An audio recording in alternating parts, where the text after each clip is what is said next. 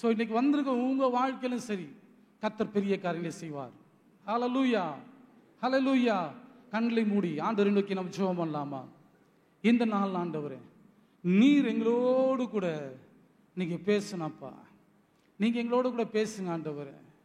நீங்க எங்களோடு கூட பேசுங்க ஆண்டவர். எல்லாம் கேளுங்க ஆண்டவர். நீங்க எங்க கூட பேசுங்கப்பா ஆண்டவர். உங்களுடைய வார்த்தையை நாங்கள் தியானிக்க வந்திருக்கிறோம்.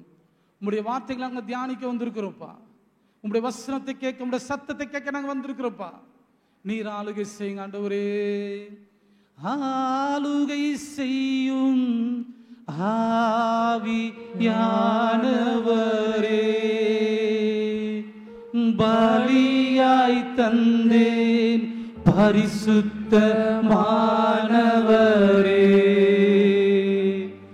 ஆளுகை செய்யும் ஆவியானவரே,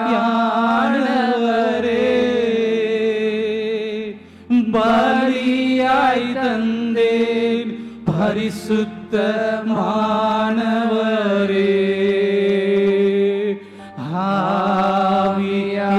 ஆவியானவரே, என் ஆற்றலானவரே,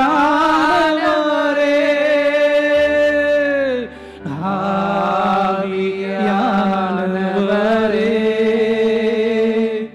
என் ஆற்றல் நினைவெல்லாம் உமதாகணும், என் பேச்செல்லாம் உமதாகணும். என் நினைவெல்லாம் உமதாகணும், என் பேச்செல்லாம் உமதாகணும். நாள் முழுதும் வழி நடத்தும் என்னை, நாள் முழுதும் வழி நடத்தும், பண்படுத்தும் பயன்படுத்தும், என்னை பண்படுத்தும் பயன்படுத்தும். ஆளுகை செய்யும் ஆவியானவரே, பலியாய் தந்தேன் பரிசுத்தமானவரே.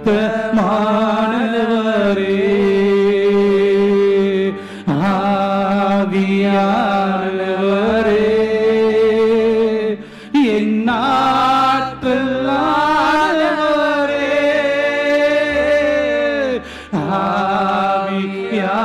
ஆவியானவரே, என் ஆற்றலானவரே. என்னை தாழ்த்துகிறேன் ஆண்டவரே. பரிசுத்த ஆவியானவரே, நீங்க ஆளுகை செய்யுங்க ஆண்டவரே. பலப்படுத்துங்கப்பா. நீங்க பேசுங்க, மறைத்துக் கொள்ளுங்க இயேசுவின் நாமத்தில் பிதாவே. ஹல்லேலூயா. வாசிக்கலாம். மத்தேயு எழுதின சுவிசேஷ புத்தகத்தில் இன்றைக்கு வாசித்த சுவிசேஷ பகுதியை எடுத்துக்கொள்ளுங்கள். 15ஆம் அதிகாரத்தில் 22வது வசனத்தை வாசிக்கலாம். மத்தேயு 15ஆம் அதிகாரத்தில் 22வது வசனத்தை. அப்பொழுது அந்த திசைகளில் குடியிருக்கிற கானானிய ஸ்திரீ ஒருத்தி அவரிடத்தில் வந்து ஆண்டவரே, தாவீதின் குமாரனே, எனக்கு இரங்கும், என் மகள் பிசாசினால் கொடிய வேதனைப்படுகிறாள் என்று சொல்லி கூப்பிட்டாள். ஹல்லேலூயா. எல்லாருக்கும் இந்த காரியங்கள், இந்த வசனம் எத்தனையோ வருஷங்கள் நம்ம கேட்டுக்கொண்டிருப்போம். எத்தனையோ காரியங்கள் நம்ம கேட்டுக்கொண்டிருப்போம். இந்த காரியங்களை குறித்து இந்த கானானிய பெண் ஸ்திரீ ஆண்டவரை நோக்கி கூப்பிடுறாங்க. எதுக்காக ஆண்டவரை நோக்கி கூப்பிடுறாங்கன்னா, தன் மகள் பிசாசினாலே பயங்கரமான கொடிய வேதனை படுகிறத தாங்க முடியாம ஆண்டவரை நோக்கி இவங்க வராங்க. இந்த கானானிய ஸ்திரீ குறித்து நம்ம சில காரியங்கள் நம்ம பார்க்கலாம்.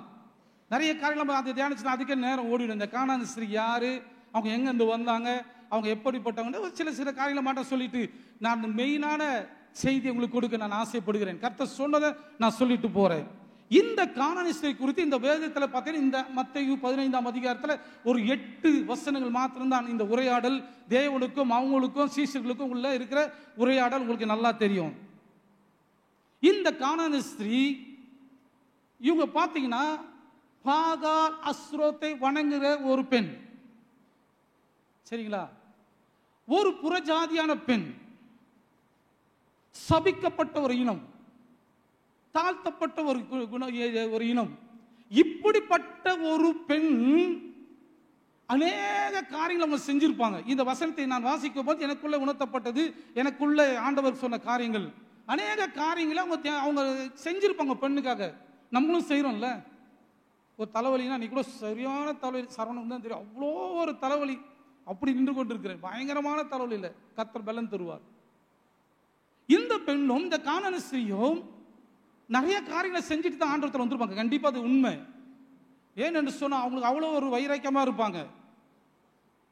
அவங்க பாகால் அஸ்ரோத்து இந்த கல் மண்ணை வணங்கி அவங்க என்ன பண்றாங்க, ஏதாச்சும் ஒரு சுகம் கிடைக்குமான்னு சொல்லி அவங்க ஏங்கி இருப்பாங்க. ஆனா அவங்க வாழ்க்கையில அந்த அற்புதம் அவங்களுக்கு நடக்கவே இல்லை. கடைசியில அவங்களுக்கு தெரிந்து கொண்ட ஒரு காரியம் என்னன்னா, எங்கே விடுதலை கிடைக்கும் என்பதை அவங்க அறிந்து கொண்டார்கள். இந்த பெண், இந்த கானானிய ஸ்திரீ பெண் தன் லைஃப்ல எங்கே சுகம் கிடைக்கும் என்பதை அறிந்து கொண்டார்கள். நிறைய காரியங்கள் செஞ்சிருப்பாங்க. நம்முடைய லைஃப்ல கூட சரி, இந்த 40 நாட்கள் நிறைய காரியங்களை தேவனுக்கு என்று வைராக்கியம் பாராட்டி கொண்டு இருப்போம். தேவனுக்கு நிறைய காரியங்களை விட்டுட்டு இன்னைக்கு நம்ம இந்த இடத்துல உட்கார்ந்து கொண்டிருப்போம். ஆனா இந்த 40 நாளா இல்ல நம்ம வாழ்கிற வாழ்க்கை வரைக்கும் அதை நம்ம கண்டினியூ பண்ண போறோமா, அந்த பிளெஸிங்கை நம்ம பெற்றுக்கொள்ளுமா நம்மளுக்கு தெரியல. நிறைய பேர் நம்ம ஒப்பு கொடுத்துருக்கலாம். என் வாழ்க்கையில் இதை செய்யற ஆண்டவரே, இதை ஒப்பு கொடுக்குற ஆண்டவரே, உமக்கென்று ஆண்டவர் நான் நிறைய காரியங்களை செய்ய சொல்லி நிறைய காரியங்கள் நம்ம ஒப்பு கொடுத்துருக்கலாம். இந்த 40-45 நாட்கள் மாத்திரம் அல்ல. எனக்கு தெரிஞ்ச ஒரு தம்பி என் கூட ஒர்க் பண்றார், ஜெகன், ஆர்சி சபையை சார்ந்த தம்பி. அவனும் என் கூட வருஷம் இது இந்த காரியங்கள்ல இந்த 40 நாள் இருப்பான். அவன் சொல்லுவான், ஆனா இன்னும் 2 நாள் தானா. நான் சொல்லுவான், 2 நாள் தானா, அதுக்குள்ள நல்லா சாப்பிடணும்ண்ணா, நல்லா சாப்பிட்டுட்டு நம்ம ஃபாஸ்டிங் இருக்கணும்ண்ணா அப்படின்னுவான். அவன் சொல்லுவான், இன்னும் 15 நாள் இருக்குதுண்ணா, இன்னும் 20 நாள் நான் இருக்குண்ணா.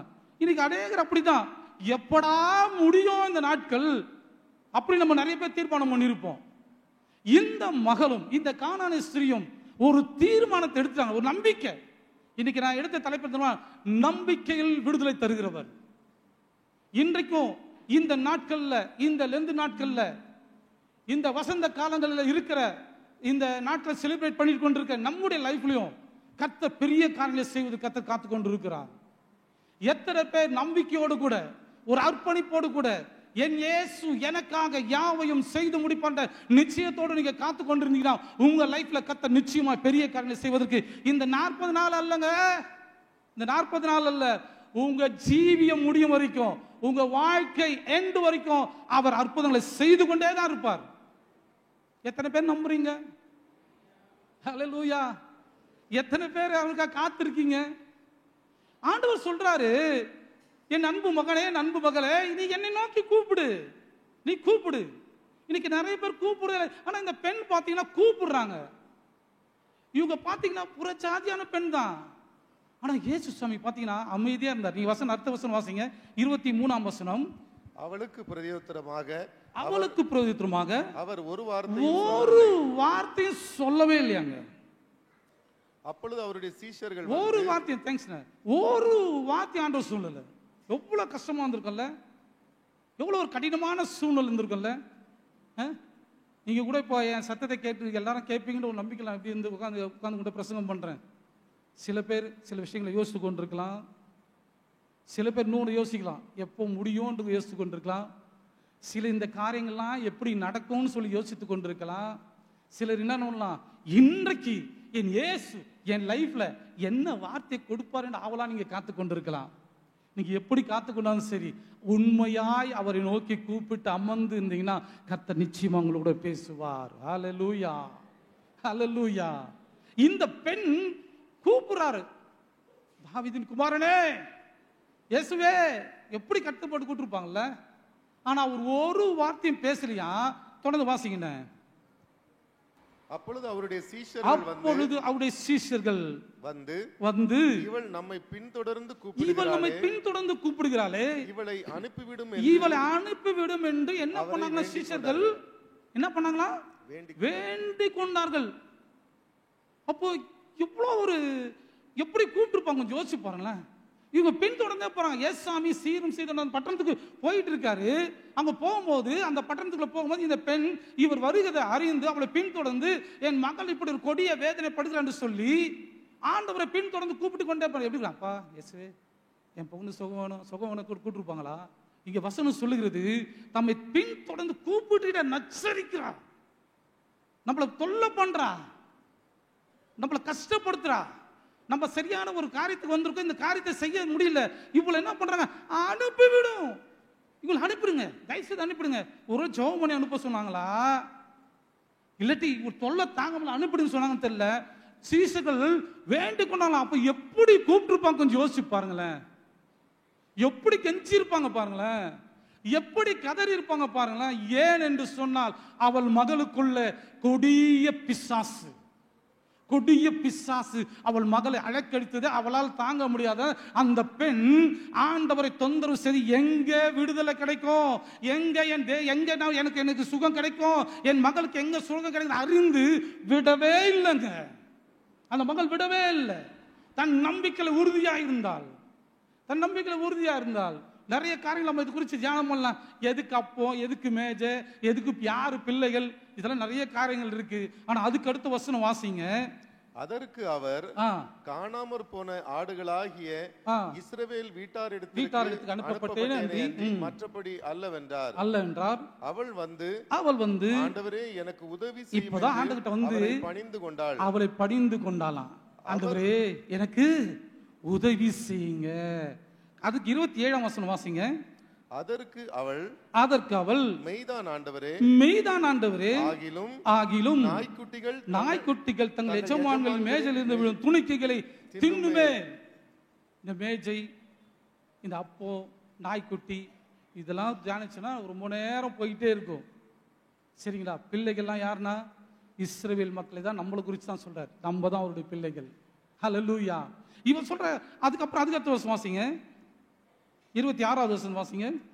அவர் அவளை நோக்கி, பிள்ளைகள் 27 அதற்கு அவள் மெய்தான் ஆண்டவரே, ஆகிலும் நாய்க்குட்டிகள் தங்கள் எஜமான்களின் மேஜையிலிருந்து விழும் துணிக்கைகளை தின்னுமே என்றால் இயேசு அவளுக்கு பிரதியுத்தரமாக. இப்பதாங்க அங்க பாத்தீங்கன்னா சீசர்களுக்கு ஒத்து இருக்கும், கானானுடைய சாபத்தை உடைப்பதற்கும் கர்த்தர் ஒரு பெரிய அந்த இடத்துல அமைதியா இருந்த ஒரே நோக்கம் அதுதான். அதுக்கு வாசிங்க அப்படியே. இயேசு அவளுக்கு பிரதியுத்தரமாக, ஸ்திரீயே உன் விசுவாசம் பெரிது, நீ விரும்புகிறபடியே என்றார். உனக்கு ஆகக்கூடாது. அந்நேரமே அவள் மகள் என்ன ஆனாலாம்? ஆரோக்கியமானாலாம். ஹல்லேலூயா, ஹல்லேலூயா. அந்த நேரமேங்க இன்றைக்கும் ஆண்டவர் எனக்கு ஏதாவது செய்வாரா என்று சொல்லி நம்பி வந்திருக்க உங்க வாழ்க்கையில இந்த பெண்ணை போல நம்ம தொடர்ந்து ஆண்டவருடைய சமூகத்துல ஆண்டவருக்காக நம்பிக்கையோடு காத்திருக்கணும். ஏன் ஆண்டவர் நம்பிக்கை கொடுத்தாரு எனக்கு தெரியல. ஆனா நான் சொல்றேன், நிறைய பேர் நம்பிக்கை இழந்தவர்களாக இந்த தேசத்தில் அநேகர் வாழ்ந்து கொண்டிருக்கிறத நான் பார்க்கிறேன். ஏதோ ஒரு லைஃப், அவ்வளவுதான் வாழ்கிற வாழ்க்கை, கொஞ்ச நேரம் வாழ்ந்துட்டு அவ்வளவுதான் ஓடிடணும்.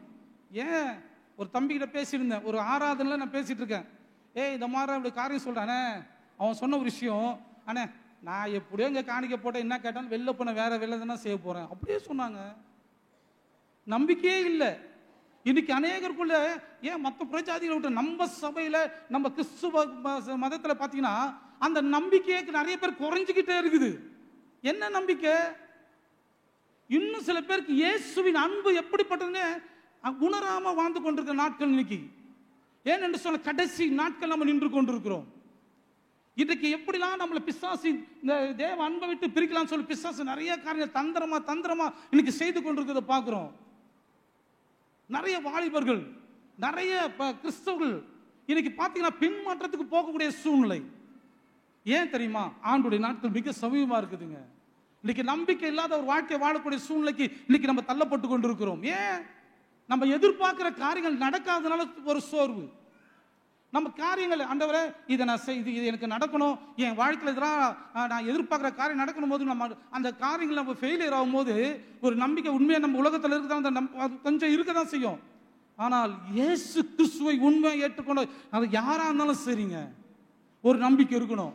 இந்த உலகத்துல நான் எதெல்லாம் நான் இழந்தாலும் சரி, இந்த உலகத்துல எனக்கு ஆசீர்வாதமே எனக்கு இல்லாம போனாலும் சரி, இந்த உலகத்துல எனக்கு உயர்வு இல்லாம போனாலும் சரி, என் லைஃப்ல ஒரு நிச்சயம் இருக்குது, எனக்கு ஒரு நம்பிக்கை இருக்குது. அவர் வரப்போகிறார். அப்பொழுது நான் அவரோடு கூட அந்த பரலோக ராஜ்யத்தில் அவருடைய சிங்காசனத்துக்கு எதிரில் நானும் அவரும் பேஸ் பண்ணி நான் அவரை ஆராதிப்பேன் என்ற நம்பிக்கை உங்களுக்கு எனக்கு அந்த நம்பிக்கை இருந்துச்சுன்னா இந்த உலகத்தில் நீங்க பார்க்கறது எதுவுமே உங்களை மேற்கொள்ள முடியாது. ஹல்லேலூயா. எதுவுமே உங்களை மேற்கொள்ள முடியாதுங்க. நம்ம எல்லாமே நம்மளை சுத்தி சுத்தி சுத்தி நடக்கிற காரியங்களை பார்த்து பார்த்து சோர்ந்து போயிடும். ஒரு காலத்துல நான் கூட அப்படிதான், நிறைய எதிர்பார்ப்புகள், எனக்கு இது வேணும் அது வேணும் சொல்லி. ஆனா ஆண்டவர் என்னை உயர்த்துகிற நான் பார்த்து கொண்டே இருக்கிறேன். என் ஆண்டவர் என்னோடு கூட பயணம் பண்றதை நான் பார்த்து கொண்டிருக்கேன். ஒரு 2 வாரத்துக்கு முன்பதாக நான் ஒரு கஸ்டமர் பிளேஸ் போயிருந்தேன். அவங்களோட வாகனத்துக்காக அவங்களோட அட்வைஸ் பண்ணி வாகனம் அங்கேருந்து ரிசீவ் பண்ணுறதுக்காக போயிருந்தேன். அப்போ போயிட்டு அவங்க ஒரு கிறிஸ்தவ தான். நான் அப்படியே சொல்லி அவங்க கைட் பண்ணிவிட்டு எல்லாம் எடுத்துருக்கப்போ அவர் ஒரு கேள்வி கேட்டார் பாருங்க. எனக்கு அப்போ உங்களை நான் யூடியூப்பில் பார்த்துருக்கேன்னாரு. ஐயோ, நம்மளும் யூடியூப்பில் இருக்கிறோமா அப்படின்னு எனக்கு அப்போ தான் நான் யோசித்தேன். நம்ம இன்னும் ஆண்டவருக்கென்று பக்தி வைராக்கியம் பாராட்டுது மாதிரி இல்லை, என் தேவனுக்கு ஏதாச்சும் செஞ்சிடணும், என் தேவனுக்கு ஏதாச்சும் ஒரு செஞ்சு ஆண்டவருக்கென்று பரலோக ராஜ்யத்தை பலவந்தம் பண்ணக்கூட நான் மாறினு சொல்லி அந்த நம்பிக்கை எனக்கு எனக்குள்ளே வந்ததுங்க. அதுக்காக சொல்ல யூடியூப்ல வந்தனால என் தேவன் என் கூட இருக்கிறத நான் பார்த்து கொண்டிருக்கிறேன். ஹல்லேலூயா. இந்த கானானிய ஸ்திரீ ஒரு நம்பிக்கையோடு கூட என் இவரால் மாத்திரம் தான் முடியும் என்ற நம்பிக்கையில் அவங்க போனாங்க. விடுதலையை அவன் மகளுக்கு வாங்கி கொடுத்தாங்க. அந்த பெண் இல்லை, ஊழியம் செய்யல, காணிக்கை கொடுக்கல, தசமம் கொடுக்கல, எதுவுமே இந்த பெண் செய்யலைங்க. ஒரே ஒரு காரியத்தை தான் செஞ்சாங்க. அது என்னன்னா, அவர் மேல நம்பிக்கை. இவர் மாத்திரம்தான் என் லைஃப்ல சுகம் தர முடியும், இவன் மாத்திரம்தான் என் மகளுக்கு விடுதலை தர முடியும். அவங்க நம்பிக்கையோடு கூட காத்திருந்து அதில் ஜெயத்தை பெற்றுக்கொண்டார்கள். இன்றைக்கு இந்த சபையில் இருக்கிற நீங்களும் ஒருவேளை அப்படிப்பட்ட ஒரு சூழ்நிலை, அப்படிப்பட்ட ஒரு வேதனையோடு கூட என் வாழ்க்கையில ஒரு நம்பிக்கையே இல்லை அப்படின்னு சொல்லி நீங்க ஒருவேளை சோர்ந்து போயிருக்கலாம். எத்தனை பேர் நீங்க ஃபாஸ்டிங் இருக்கீங்க தெரியல, எத்தனை பேர் எத்தனை காரியங்களை விட்டு இருக்கீங்க தெரியல. ஆனா கர்த்தர் உங்களை பார்த்து கொண்டிருக்கிறார். இங்கு அவருடைய கண்கள் உலாவி கொண்டிருக்கிறது. அருமையான தேவனுடைய பிள்ளைகளை, நீங்க என்ன ஒரு சூழ்நிலை இருந்தாலும் சரிங்க, அவரை நோக்கி மாத்திரம் நம்பிக்கையா இருங்க. இந்த உலகம் முழுவதையும் நம்ம ஆதாயப்படுத்திக் கொண்டா நம்ம ஜீவனை நஷ்டப்படுத்திக் கொண்டா ஒரு பிரயோஜனம் இல்லைன்னு சொல்லி வசனம் சொல்லுங்க. நல்லா யோசிங்க. நீங்க நிறைய சம்பாதிக்கலாம், நிறைய உங்க வாழ்க்கையை கடவுள் இந்த உலகத்தில் உயர்த்தலாம். ஆனா ஒரு காரியத்தை நான் ஒரு வாட்ஸ்அப்ல பார்த்தேன். இந்த உலகம் நம்மள ஹானர் பண்ணலாம், பரவாயில்ல, சூப்பர், இவங்க பயங்கரமா இருக்காங்க, இவங்க ஆசீர்வதிக்கப்பட்டிருக்காங்க, இவங்களை உயர்த்த இவங்க பயங்கரமா நல்ல ஒரு செல்வ செழிப்போட இருக்காங்க, நல்லா படிச்சிருக்காங்க, நல்லா எல்லாத்துக்கும் நல்ல டேலண்டா இருக்காங்க, இது எல்லாம் உலக மனுஷன் சொல்லலாம். ஆனா இதெல்லாம் பரலோகம் அங்கீகரிக்கணும். நான் செய்கிற விஷயம், நான் பேசுற வார்த்தைகள், நான் நடக்கிற நடக்கைகள், என்னுடைய பேச்சு, என் மூச்சு எல்லாமே எங்க அங்கீகரிக்கப்படணும்னா பரலோகம் அங்கீகரிக்கப்படணும். இயேசு சுவாமி இந்த பெண்ணை அங்கீகரித்தார். இவள் சபிக்கப்பட்டவள் தான், தாழ்த்தப்பட்டவள் தான், இவள் ஒதுக்கப்பட்டவள் தான். ஆனால் அந்த ஆணாதிக்கம் அந்த அந்த அந்த நாட்களிலும் அவங்க நம்பிக்கையோடு கூட ஆண்டவருடைய சமூகத்தை தன் மகளுக்காக போராடி ஜெயத்தை பெற்றுக்கொண்டாள். இன்றைக்கும் அந்த நம்பிக்கை உறுதியா இருந்து பாருங்களேன், கண்டிப்பா ஆண்டவர் விடுதலை தருவார். கண்டிப்பா ஆண்டவர் யாரெல்லாம் நம்பி வர்றீங்களோ அவங்களுக்கு விடுதலை தராம ஒரு நாள் இருந்தது இல்லைங்க. நீங்க வேற எங்க வேணா பாருங்க, நீங்க எங்க வேணா போய் பாருங்க, ஆண்டவரை தேடி வந்தவங்க, அவர் மேல நம்பிக்கையா இருந்தவங்க எல்லாருடைய வாழ்க்கையிலும் ஆண்டவர் உயர்த்தினதை நான் பார்க்கிறோம். யாக்கோபும் தன்னுடைய லைஃப்ல பாத்தீங்கன்னா தன் மாமனரால் ஏமாற்றப்பட்டான்னு சொல்லி அவர் என்ன பின்வாங்கி வர்றாரு, எல்லாத்தையும் விட்டு வர்றாரு. ஐயோ வேண்டாம், நான் எனக்கு போறேன். ஏன் தெரியுமா போனாரு? ஆண்டவர் அவருக்கு ஒரு வாக்குத்தத்தம் கொடுத்தாரு, நீ திரும்ப இங்க வருவ, நான் உன்னை உயர்த்துவேன்னு சொல்லி. திரும்ப நீ வருவடா, நீ வருவ மகனே, நான் உன்னை உயர்த்துவேன், இந்த தேசத்துல நான் உன்னை ஆசீர்வதிப்பேன்னு சொல்லி யாக்கோபுக்கு வாக்குத்தத்தம் பண்ணின தேவன் அந்த வாக்குத்தத்தத்துல யாக்கோபுக்கு நம்பிக்கையாய் உண்மையாய் உறுதியாய் இருந்ததுனால அந்த நம்பிக்கையை கர்த்தர் நிறைவேற்றி கொடுத்தார். இன்னைக்கு ஒன்றைக்கு சபையில் இருக்க நீங்களும் உங்களுடைய வாழ்க்கையில ஆண்டவர் அநேக வாக்குத்தத்தங்களை கொடுத்திருக்கலாம், அநேக காரியங்கள் கொடுத்து ஆண்டவர் பேசி இருக்கலாம். ஒருவேளை அது அப்படியே தடைப்பட்டு தடைப்பட்டு தடைப்பட்டு அப்படியே நின்று கொண்டிருக்கலாம். ஆனால் உங்க வாழ்க்கையில ஆண்டவர் அதை நிறைவேற்றுவதற்கு ஒரு காலத்தை வச்சிருப்பார். உங்க வாழ்க்கையில் அதை நிறைவேற்றுவதற்காக காலத்தையும் நேரத்தையும் தீர்மானம் பண்ணி வச்சிருப்பார் ஆண்டவர். நீங்க காத்திருந்தால் போதுங்க. ஆண்டவருக்கு நம்பிக்கையோடு கூட வைராக்கியமா ஆண்டவர் நீங்க காத்திருந்தது. கானானிய பெண் எப்படி அவ்வளோ ஜனங்கள் மத்தியிலும் சீசர்கள் வேண்டி கொண்டாங்களா, இவ்வளவு துரத்துருங்கப்பா, இவ்வளவு தொந்தரவு பண்றாங்க. எப்படி கொஞ்சம் யோசிச்சு பாருங்களேன், இவ்வளவு ஒரு போராடி இருப்பாங்க ஆண்டவரோடு கூட. ஆண்டவர் அமைதியா இருந்து இதெல்லாத்தையும் சகிச்சு அதெல்லாம் பார்த்துட்டு அவளுக்கு ஒரு விடுதலையை கொடுத்து நம்ம பார்க்கிறோம். மகளுக்கு விடுதலை கொடுத்து பார்க்கிறோம். இன்றைக்கும் இங்க ஆலயத்தில் இருக்கிற உங்க வாழ்க்கையில ஆண்டவர் நிச்சயமா விடுதலை கொடுக்க இருக்கிறாருங்க. ஹல்லேலூயா, ஹல்லேலூயா. அழகா ஒரு பெத்மான் செய்ய ஒரு பாட்டு பாடியிருக்காரு. நம்பி வந்த மனிதர்க்கெல்லாம் நன்மைகள் ஏராளம், நம்பி வந்தேன் நம்புகிறேன் என்ற பாடலை ஒரு பாட்டில் அதை ஒரு பாட்டு பாடலாமா? நம்பி வந்த மனிதர்க்கெல்லாம் நன்மைகள் ஏராளம் நம்புகிறேன் என்ற பாடல் நம்ம ஒரு கவியை மட்டும் நம்ம பாட ஆசைப்படுகிறேன். இந்த கானானிய பெண்ணை குறித்து அழகா பெர்க்மான் ஐயா பாடியிருக்காங்க. நம்பி வந்த மனிதர்க்கெல்லாம் நன்மைகள் ஏராளம், உம்மை நம்பி வந்த மனிதர்க்கெல்லாம் நன்மைகள் ஏராளம், நம்புகிறேன் நம்புகிறேன் நம்பத்தக்க தகப்பனே, நம்புகிறேன் நம்புகிறேன் நம்பத்தக்க தகப்பனே, உம்மை நம்பி வந்த மனிதர்க்கெல்லாம் நன்மைகள் ஏராளம், நம்பி வந்த மனிதர்க்கெல்லாம் நன்மைகள் ஏராளம். இந்த பாட்டு ராகம் தெரியல சரிங்களா? அதனால கானானிய பெண் ஒருத்தி கத்திக்கொண்டே பின் தொடர்ந்தால் அம்மா உன் நம்பிக்கை பெரியது என்று பாராட்டி புதுமை சொல்லி அந்த பாட்டுல இருக்கு. நீ வீட்டில் போய் அந்த பாட்டு கேட்பேன், நல்லா இருக்கும், அருமையா இருக்கும். இந்த பாட்டுலாம் போய் கேட்டு ரொம்ப நாள் ஆயிடுச்சு இல்ல? கானானிய பெண் ஒருத்தி கத்திக்கொண்டே பின் தொடர்ந்தால் அம்மா உன் நம்பிக்கை பெரியது என்று சொல்லி என்ன பண்ணார் ஆண்டவர்? புதுமை செய்தாருங்க. ஆண்டவர் சொன்ன அந்த பெண்ணை பார்த்து, அம்மா உன் நம்பிக்கை பெருது அப்படின்னு ஆண்டவர் யாருன்னா நிறைய பேர் வேதத்துல சொல்லியிருக்காரா? உன் நம்பிக்கை பெருசு, உன் விசுவாசம் பெருசு இல்ல? இன்னைக்கு அந்த நம்பிக்கை நம்ம அப்படிதாங்க இருக்கணும். நம்ம சோர்ந்தே போயிடக்கூடாது. இந்த உலகம் எல்லாம் மாறலாம், உறவினர்கள் மாறலாம், ஏன் நம்ம கூட இருக்கிறவங்களே நம்ம கூட இருந்து மாறலாம். ஆனா இயேசு சுவாமி ஒரு நாளும் நம்மளை விட்டு மாறாத தேவன். ஏன் என்று சொன்னா அவர் நேற்றும் இன்றும் என்றும் நம்மை கைவிடாத தேவன் இல்ல, அவர் மாறாதவர். ஹல்லேலூயா. இன்னொரு மனுஷனை குறித்து நான் சொல்ல ஆசைப்படுகிறேன். அதே மத்தேயு சுவிசேஷ புத்தகத்துல 8ஆம் அதிகாரத்துல வசனம் எடுத்துக்கொள்ளுங்க. 8ஆம் அதிகாரத்துல இங்க 100க்கு அதிபதியை குறித்து நாம் பார்க்க போகிறோம். 8ஆம் அதிகாரத்துல 6வது வசனத்தை வாசிங்கள். ஆண்டவரே ஆண்டவரே என் வேலைக்காரன் வீட்டிலே திமிர்வாதமாய் கிடக்கிறான், கொடிய வேதனைப்படுகிறான் என்று அவரை வேண்டிக் கொண்டான். 2 பேருமே வேண்டிக் கொள்றாங்க. அந்த கானானிய பெண்ணும் என்ன பண்றாங்க? ஆண்டவரத்துல வேண்டிக் கொண்டாங்க. இங்க இவரு 100க்கு அதிபதி. இதெல்லாம் நீங்க வீட்டுல போய் வாசி நல்லா நிதானமா வாசின்னு வச்சீங்களா, நிறைய காரியங்கள் ஆண்டவர் நம்மோட கூட பேசிக்கிட்டே இருக்கிறது நீங்க பார்க்கலாம். இவர் யாருன்னு நம்ம சொல்லவே தேவையில்ல.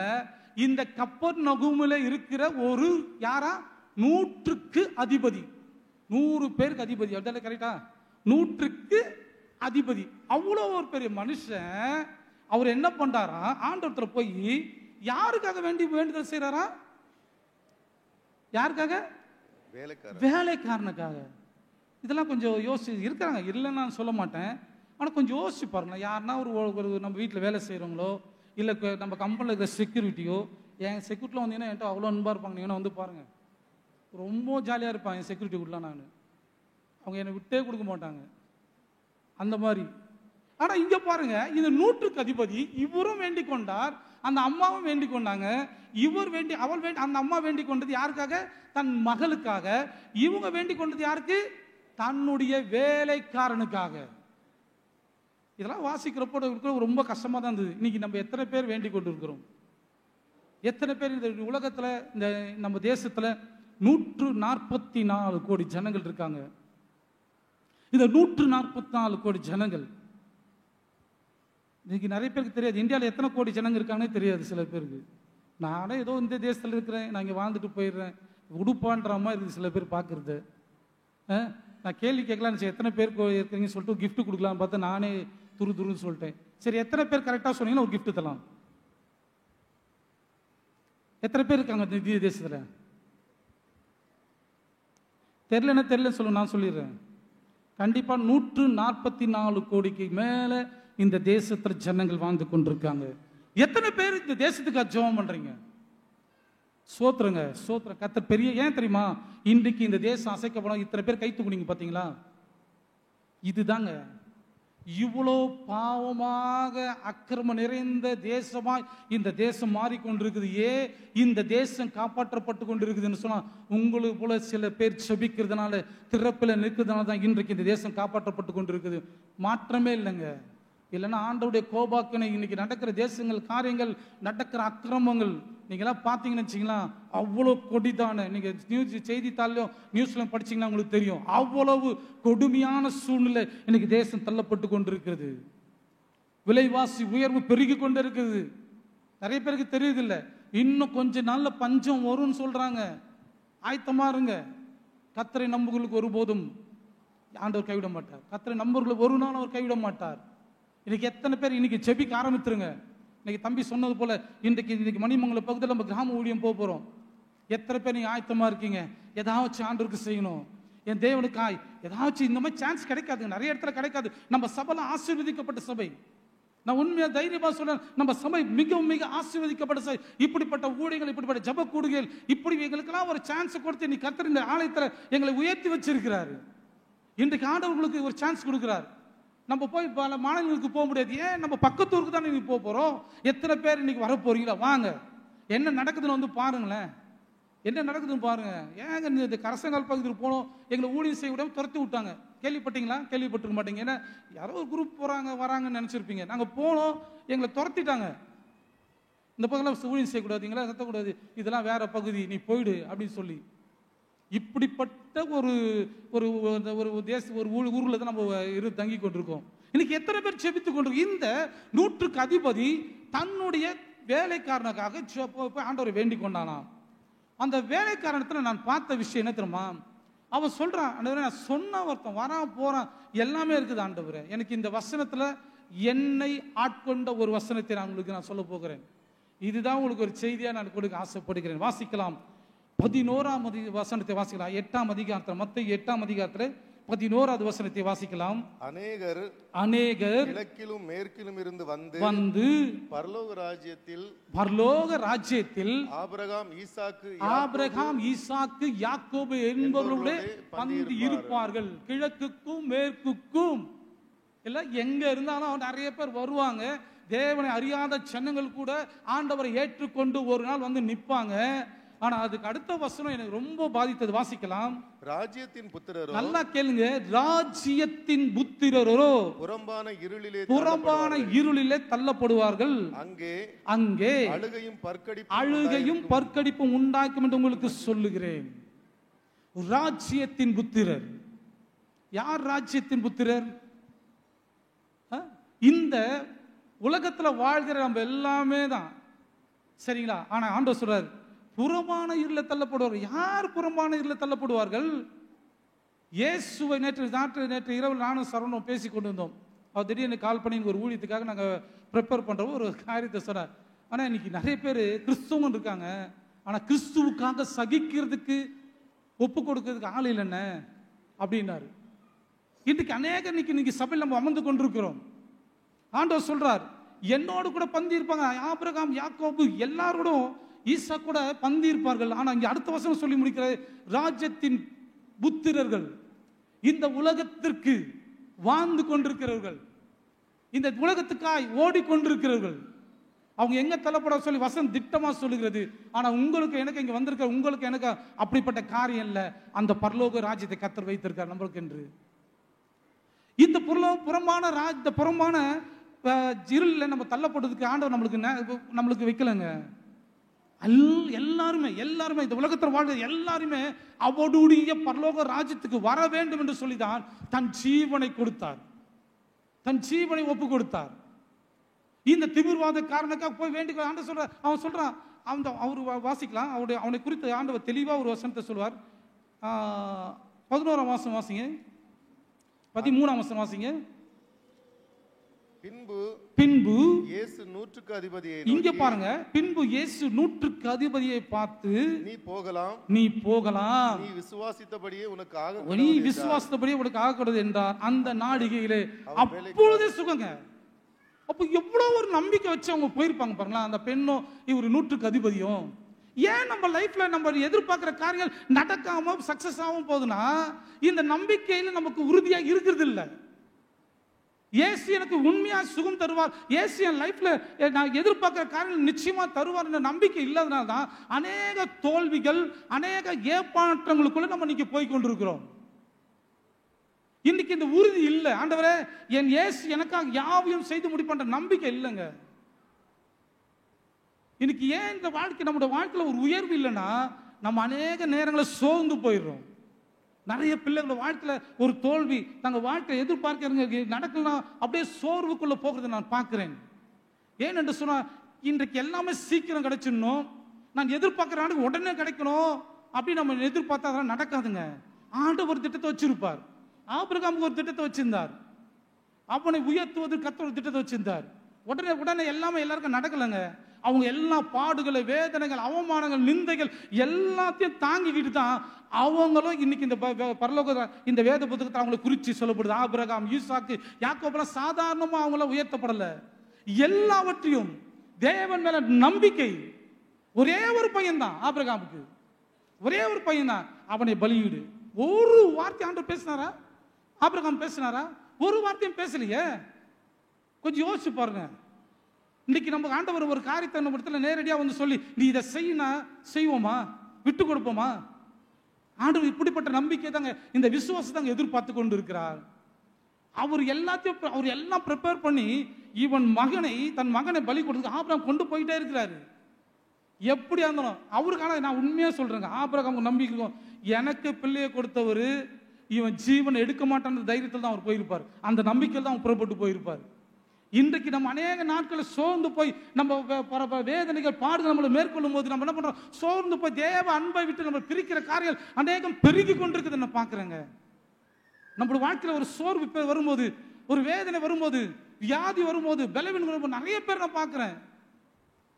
சில காரியங்கள், சில சகோதரர்கள், சில சகோதரிகளை பார்க்கும்போது, அவங்க காரியங்களை கேட்கும்போது, அவங்க சொல்ற காரியங்களை பார்த்து அவ்வளோ சோர்ந்து போயிட்டு ஜெபமே பண்ணாதவங்க நிறைய பேர் நான் பார்த்துருக்கேன்.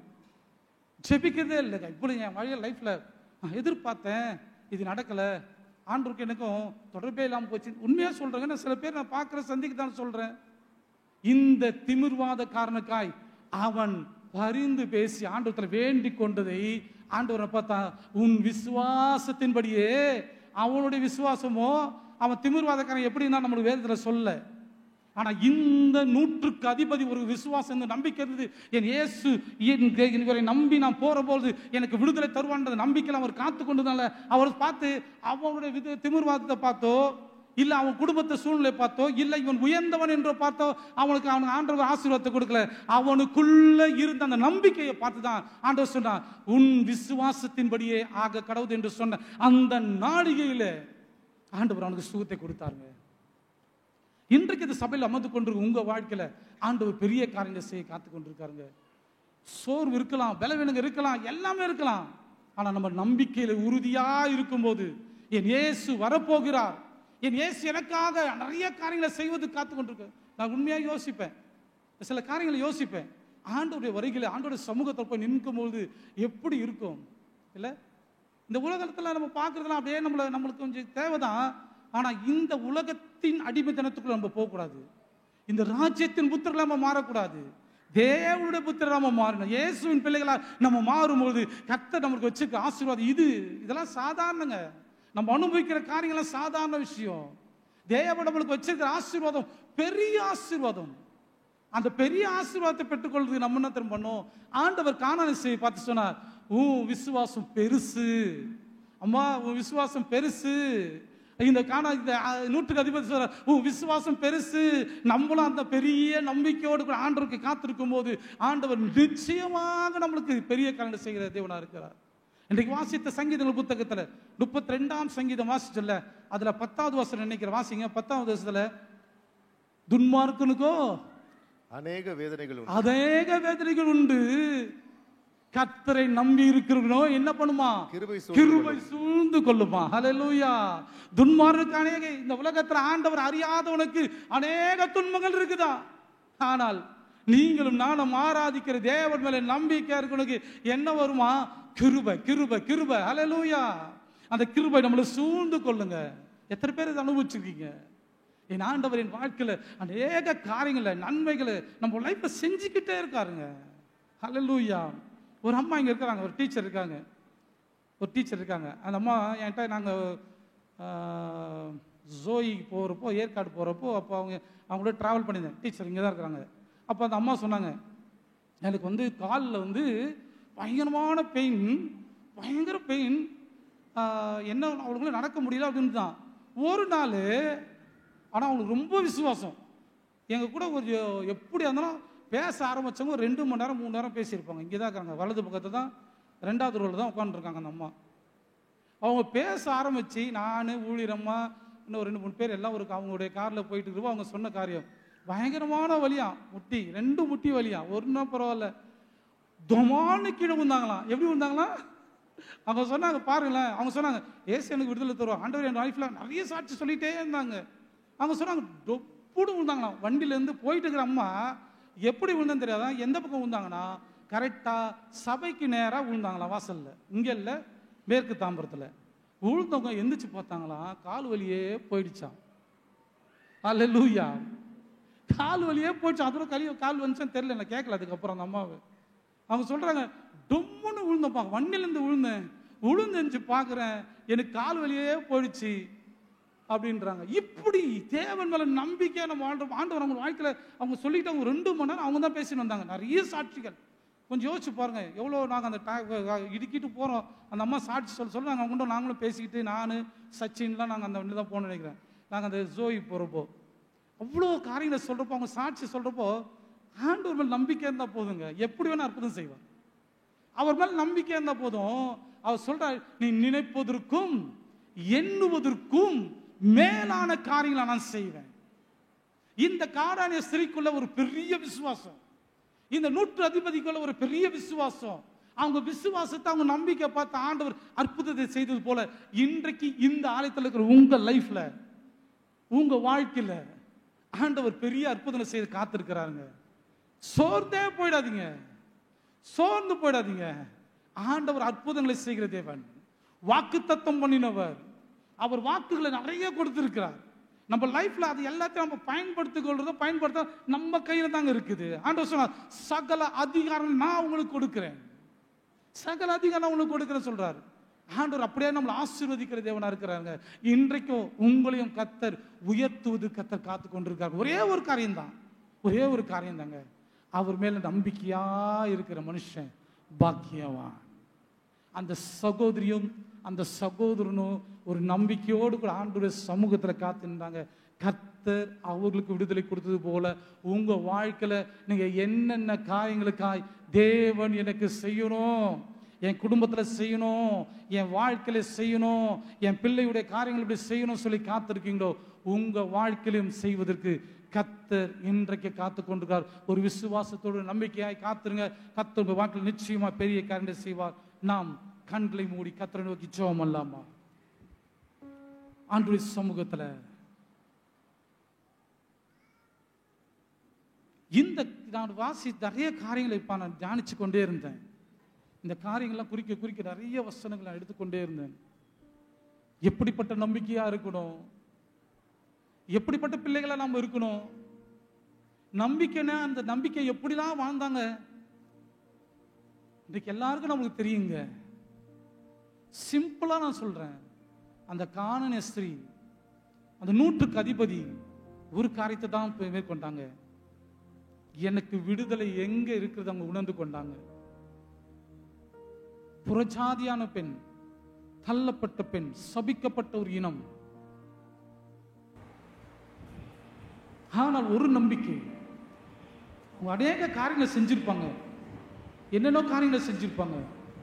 இந்த 100க்கு அதிபதி கூட தன் லைஃப்ல அவன் ஒரு அதிபதி, அவன் எவ்வளவு பணங்களை செலவு பண்ணிருக்கலாம், எவ்வளவு பெரிய மருத்துவர்களையும் நிறைய ஆலோசனை அவன் பெற்றுக்கொண்டிருக்கலாம். ஆனால் அவனுக்கும் தெரிஞ்சிருச்சு இதெல்லாம் ஒன்றுமே இல்லை.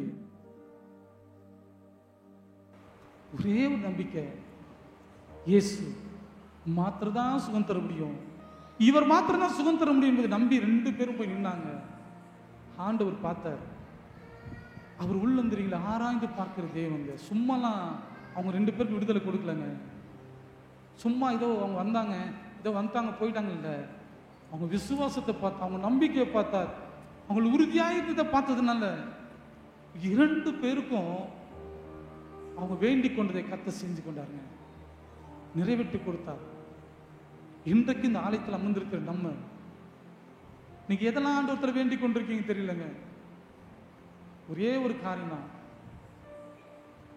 அது ஜெயமாக மாற்றக்கூடிய சர்வ வல்லமுள்ள தேவனிடத்தில் ஒப்பு கொடுக்கும் பொழுது விடுதலை தருகிறவர், வேண்டிக் கொள்வதற்கு மேலான காரியங்களை செய்கிறவர்கள். இன்றைக்கு இந்த ஆலயத்தில் அமர்ந்திருக்க நம்ம, உங்க லைஃப்ல நிறைய காரியங்களுக்கு நீங்க போராடி கொண்டிருக்கலாம். உங்களுடைய வேலை ஸ்தலத்துக்காக போராடலாம், உங்க பிசினஸ்க்காக போராடலாம், உங்க பிள்ளைகளுக்காக போராடலாம், உங்க கணவருக்காய், உன் மனைவிக்காக நீங்க போராடி கொண்டிருக்கலாம்.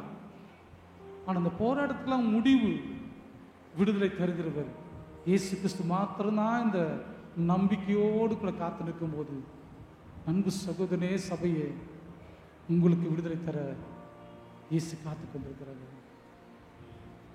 இயேசு இன்றைக்கு காத்து கொண்டிருக்காங்க. ஆண்டவரே, என்னை நான் அர்ப்பணிக்கிறேன் ஆண்டவரே. அந்த கானானிய பெண்ணுக்குள்ள எப்படி ஒரு தைரியம் பாருங்க, எப்படி ஒரு விசுவாசம் பாருங்க. சீசர்கள் வேண்டிக் கொண்டாங்களாம், ஐயா இவரை துரைச்சிருங்க. எப்படி போராடி கொஞ்சம் யோசிச்சு பாருங்க. இந்த 100க்கு அதிபதி பெரிய செல்வந்தன், எவ்வளவு வேலைக்காரர்கள், ஆனா தன்னுடைய வேலைக்காரனுக்காக தன்னை தாழ்த்தி, தான் ஒன்றுமே இல்லாதவன் சொல்லி அவன் நம்பி ஆண்டவர் போனதை, அதுதாங்க ஆண்டவர் பார்த்தார். இன்னைக்கு ஏன் நம்முடைய லைஃப்ல சில காரியம் நம்ம ஜெயத்தை பெற்றுக்கொள்ள முடியலனா, ஏன் நம்ம லைஃப்ல அதை நம்ம சக்சஸ் பண்ண முடியலனா, நம்மளால வெற்றி பெற முடியலனா, சில குறைகள் நம்ம இடத்துல காணப்படுதுங்க. சகேவு ஓடினார், இயேசு எப்படிப்பட்டவன் என்று பார்க்கத்தான் போனார். ஆண்டவர் அவனை பார்த்தாருங்க. சகேவே இறங்கி வா, உன் நம்பிக்கை பெருசு, உனக்கு மாத்திரம் இல்லப்பா, உன் குடும்பத்திற்கே நான் ரட்சிப்பு தரேன் காத்திருக்க சொல்லியிருக்காரு. விடுதலை கொடுத்தாருல்ல, அவ்வளோ பெரிய தேவன் தாங்க நம்முடைய தேவன். அதை நான் ஆண்டவர் ஆரம்பத்திலே சொன்னேன், இயேசு ரொம்ப ரொம்ப ரொம்ப அவர் நல்லவருங்க. அவரை நம்பி வந்த ஜனங்களை ஒரு நாளும் அவர் கைவிடவே மாட்டார். ஹல்லேலூயா. நம் இயேசு நல்லவர், ஒரு போதும் கைவிடா, ஒரு நாளும் விலகிடா. நம் இயேசு நல்லவர், ஒரு போதும் கைவிடா, ஒரு நாளும் விலகிடா. நண்பனே கலங்காதே, நம்பிக்கை இழக்காதே. நண்பனே கலங்காதே, நம்பிக்கை இழக்காதே. கண்ணீரை காண்பவர், உன் கண்ணீரை காண்பவர் கதவண்டை நிற்கிறார், உன் கதவண்டை நிற்கிறார். ஒன்று சேர்ந்து நாம் துதிப்போம், சாத்தானை மீறிப்போம், தேசத்தை சுதந்தரிப்போம். ஒன்று சேர்ந்து நாம் துதிப்போம், சாத்தானை மீறிப்போம், தேசத்தை சுதந்தரிப்போம். ஒன்று சேர்ந்து நாம் துதிப்போம், சாத்தானை மீறிப்போம், தேசத்தை சுதந்தரிப்போம். நம் இயேசு நல்லவர், ஒரு போதும் கைவிடா, ஒரு நாளோ விலகிடா. நம் இயேசு நல்லவர், ஒரு போதும் கைவிடா, ஒரு நாளோ விலகிடா.